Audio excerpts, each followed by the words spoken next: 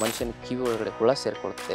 ಅದು ಬಹಳ ಗಟ್ಟಿಯಾಗಿ ಹಿಡ್ಕೊಂಡಿರ್ತದೆ. ಅದು ಕಿವಿ ಒಳಗಡೆ ಹೋಯ್ತು ಅಂದರೆ ಕಿವಿ ಎಲ್ಲ ಭಾಗಗಳನ್ನು ನಾಶ ಮಾಡಿ ಅದು ಹಾಳಾಯ್ತು ಅಂದರೆ ಇಡೀ ಶರೀರದಲ್ಲಿ ಸೆನ್ಸಿಟಿವಿಟಿಗೆ ತೊಂದರೆ ಆಗ್ತದೆ. ಒಂದು ವಾರದಲ್ಲಿ ಬೀಳುತ್ತೆ, ಹೆಚ್ಚಂದರೆ 21 ದಿವಸದಲ್ಲಿ ಇದು ಸಂಪೂರ್ಣವಾಗಿ ಕಡಿಮೆ ಆಗುತ್ತೆ. ಓಂ ಶ್ರೀ ಗುರು ಬಸವಲಿಂಗಾಯ ನಮಃ. ಓಂ ನಮಃ ಶಿವಾಯ. ಸರ್ವರಿಗೂ ಭಕ್ತಿಯ ಶರಣಾರ್ಥಿ.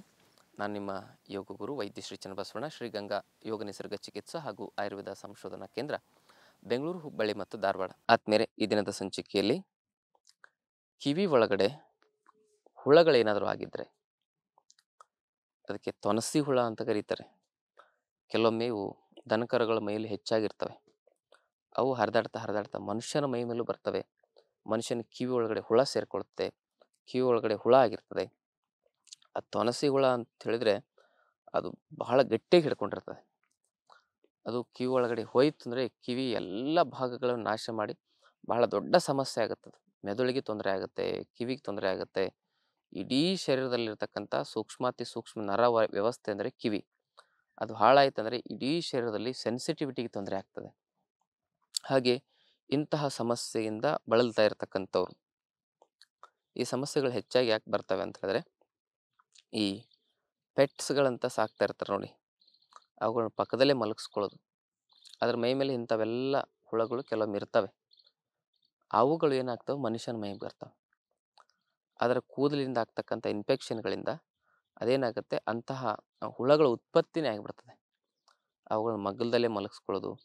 ಈಗ ಹಿಂದೆ ಏನಿರ್ತಿತ್ತು ಅಂತ ಹೇಳಿದ್ರೆ, ದನಕರುಗಳನ್ನ ಸ್ವಲ್ಪ ಹೊರಗಡೆ ಕಟ್ತಿದ್ದೆ, ಆದರೂ ಕೂಡ ಅವು ಕೆಲವೊಮ್ಮೆ ಹಾಸಿಗೆಗೆ ಏರ್ತಾ ಇದ್ವು. ಈ ಸಮಸ್ಯೆ ಈಗ ಹೆಚ್ಚಿಗೆ ಆಗ್ಲಿಕ್ಕೆ ಕಾರಣ ಏನು ಅಂದರೆ, ಆ ದನಕರುಗಳ ಮೈ ಮೇಲೆ ಇರ್ತಕ್ಕಂಥದ್ದು ಬರೋದು ಭಾಳ ಕಷ್ಟ. ಈ ಪೆಟ್ಸ್ಗಳಂತ ಏನು ಸಾಕ್ತಾರಲ್ಲ, ಇವುಗಳ ಮೈ ಮೇಲೆ ಇಂತಹ ಹುಳಗಳಾಗಿರ್ತವೆ, ತೊನಸಿಗಳಾಗಿರ್ತವೆ. ಅವು ಏನಾಗ್ತವೆ ಅಂದರೆ ನಮ್ಮ ಕಿವಿಗೆ ಸೇರ್ಕೊಂಡ್ಬಿಡ್ತವೆ. ಅದಕ್ಕೆ ನಾವು ತಮಾಷೆಯಾಗಿ ಯಾವಾಗ ಹೇಳ್ತಿದ್ವಿ, ಇವಾಗ ಏನಾಗಿದೆ ಅಂದರೆ, ಅಂಥ ಪ್ರಾಣಿಗಳನ್ನು ದೂರ ಮಾಡಬೇಕು, ಅವುಗಳನ್ನು ದೂಷಣೆ ಮಾಡಬೇಕು, ಅವುಗಳನ್ನು ನಿಕೃಷ್ಟವಾಗಿ ನೋಡ್ಬೇಕಂತ ನಾವು ಹೇಳ್ತಾ ಇಲ್ಲ. ಯಾವುದನ್ನು ಹೇಗಿಡಬೇಕು ಹಾಗೆ ನೋಡ್ಕೊಳ್ಬೇಕು. ಎಲ್ಲ ಪ್ರಾಣಿ ಪಕ್ಷಿಗಳನ್ನು ಪ್ರೀತಿಯಿಂದ ನೋಡ್ಕೋಬೇಕು. ಆದರೆ ಈಗಿನ ಕೃತಕ ಜೀವನದಲ್ಲಿ ಹೇಗಾಗಿದೆ ಅಂದರೆ, ಈ ಪೆಟ್ಸು ಹಾಗೆ ಹೀಗೆ ಅಂಥೇಳಿ ಹೆತ್ತ ಮಕ್ಕಳಿಗೂ ಕೂಡ ಸಮಯ ಕೊಡದೇ ಇರತಕ್ಕಂಥ ಪರಿಸ್ಥಿತಿ. ನಾಯಿ ಏನಾದರೂ ಅದಕ್ಕೇನಾದ್ರು ಆದರೆ ಬೆಳಗ್ಗೆ ಎದ್ದ ತಕ್ಷಣ ನಾವು ಆಸ್ಪತ್ರೆಗೆ ಕರ್ಕೊಂಡು ಹೋಗ್ತೀವಿ. ತಂದೆ ತಾಯಿಗೆ ಏನಾದರೂ ಆದರೆ ಅವ್ರನ್ನ ನೋಡೋದೇ ಇಲ್ಲ. ಅಂಥ ಪರಿಸ್ಥಿತಿ. ತಂದೆ ತಾಯಿಗಳು ನೋಡ್ಕೊಳ್ಳೋಷ್ಟು ನಾವು ಪೆಟ್ಸ್ಗಳು ನೋಡ್ಕೊಳ್ಳೋಷ್ಟು ತಂದೆ ತಾಯಿಗಳನ್ನು ಕೂಡ ನೋಡ್ಕೊಳ್ತಾ ಇಲ್ಲ. ಮಕ್ಕಳನ್ನ ನಾಯಿ ಥರ ನೋಡ್ತಾ ಇದ್ದೀವಿ, ನಾಯಿನ ಮಕ್ಕಳ ಥರ ನೋಡ್ತಾ ಇದ್ದೀವಿ. ಈ ಪರಿಸ್ಥಿತಿ ಎದುರಾಗಿದೆ. ಅದಕ್ಕೆ ಹಾಗಂತ ಯಾವುದು ಕನಿಷ್ಠ ಪ್ರಾಣಿ, ಯಾವುದು ನಿಕೃಷ್ಟ ಪ್ರಾಣಿ ಅಂತಿಲ್ಲ. ಅವುಗಳದೇ ಆಗಿರ್ತಕ್ಕಂಥ ಒಂದು ವ್ಯವಸ್ಥೆ ಇರ್ತದೆ. ಅವುಗಳನ್ನು ನೋಡ್ಕೋಬೇಕು. ಮುಖ್ಯವಾಗಿ ಏನನ್ನು ನೋಡ್ಬೇಕು ಅದನ್ನು ನೋಡಬೇಕಲ್ಲ. ಇಂತಹ ವ್ಯವಸ್ಥೆಯಿಂದ ಏನಾಗ್ತಾ ಇದೆ, ಇಂತಹ ಸಮಸ್ಯೆಗಳು ಬರ್ತಾ ಇದ್ದಾವೆ. ಅವುಗಳ ಮೈ ಮೇಲೆ ಇರತಕ್ಕಂಥ ಆ ಹುಳುಗಳು, ಬ್ಯಾಕ್ಟೀರಿಯಾಗಳು ಎಲ್ಲವೂ ಕೂಡ ನಮ್ಮ ದೇಹದ ಮೇಲೆ ಎಫೆಕ್ಟ್ ಆಗ್ತಾ ಇದ್ದಾವೆ. ಅದಕ್ಕೆ ಈಗ ಆಲ್ರೆಡಿ ಇಂತಹ ಸಮಸ್ಯೆ ನಮ್ಮಲ್ಲಿ ಬಂದಿದೆ, ಕಿವಿಲೇನೋ ಹುಳ ಸೇರ್ಕೊಂಡಿದೆ ಹಾಗೆ ಹೀಗೆ ಅಂತ ಡಾಕ್ಟರ್ ಹೇಳಿದ್ದಾರೆ, ಆಪ್ರೇಷನ್ ಮಾಡಿ ತೆಗಿಬೇಕಂತ ಹೇಳಿದ್ದಾರೆ ಅಂತ ಹೇಳಿದವ್ರದ್ದು ಅಂಥ ಸಮಸ್ಯೆ ಇರ್ತಕ್ಕಂಥವ್ರಿಗೆ ಏನು ಮಾಡಬೇಕು ಅಂತ ಹೇಳಿದ್ರೆ, ಗರಿಕೆ ರಸ ಮತ್ತು ಉತ್ರಾಣಿ ರಸ, ಗರಿಕೆ ಮತ್ತು ಉತ್ರಾಣಿ ಎಲೆಯನ್ನು ಚೆನ್ನಾಗಿ ನುಣ್ಣಗೆ ಅರಿಬೇಕು. ಆ ರಸ ತೆಗೆದು ಅದನ್ನು ಕಿವಿಗೆ ಹಾಕೋದ್ರಿಂದ ಹುಳ ಎಷ್ಟೇ ಒಳಗಡೆ ಇದ್ದರೂ ಕೂಡ ಅದು ಆಚೆ ಬರುತ್ತೆ, ಬೀಳುತ್ತೆ, ಹೊರಗೆ ಬೀಳುತ್ತೆ.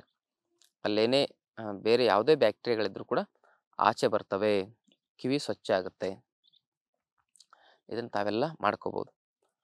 ಆದ್ಮೇಲೆ ಇಂತಹ ಸಮಸ್ಯೆಗಳಿಗೆ ಕೆಲವೊಮ್ಮೆ ಸರ್ಜರಿ ಮಾಡಿಸ್ಲಿಕ್ಕೆ ಹೋಗಿ ಕಿವಿನೇ ಹೊರಟೋಗುತ್ತೆ. ಆದರೆ ಈ ನ್ಯಾಚುರಲ್ ಆಗಿರ್ತಕ್ಕಂಥ ಮನೆಮದ್ದಿನಿಂದ ಸಮಸ್ಯೆಯನ್ನು ಗುಣಪಡಿಸ್ಕೊಳ್ಬೋದು. ಅದು ಕೂಡ ಒಂದು ವಾರದಲ್ಲಿ ಬೀಳುತ್ತೆ, ಹೆಚ್ಚಂದರೆ 21 ದಿವಸದಲ್ಲಿ ಇದು ಸಂಪೂರ್ಣವಾಗಿ ಕಡಿಮೆ ಆಗುತ್ತೆ. ಈ ಮಾಹಿತಿ ತಮಗಿಷ್ಟ ಆದರೆ ತಮ್ಮ ಬಂಧು ಮಿತ್ರರೊಂದಿಗೆ ಶೇರ್ ಮಾಡ್ಕೊಳ್ಳಿ. ಎಲ್ಲೂ ಗುಣ ಆಗದೇ ಇರತಕ್ಕಂಥ ಕಠಿಣ ಕಾಯಿಲೆಗಳಿಗೆ ಯೋಗದಲ್ಲಿ, ಆಯುರ್ವೇದದಲ್ಲಿ ಪರಿಹಾರ ಇದೆ. ಕಂಡುಕೊಳ್ಳುವ ಪ್ರಯತ್ನವನ್ನು ಮಾಡಿದರೆ 100 ವರ್ಷ ಆರೋಗ್ಯವಾಗಿ ಬದುಕಬಹುದು. ತಮ್ಮೆಲ್ಲರಿಗೂ ಭಕ್ತಿಯ ಶರಣಾರ್ಥಿ.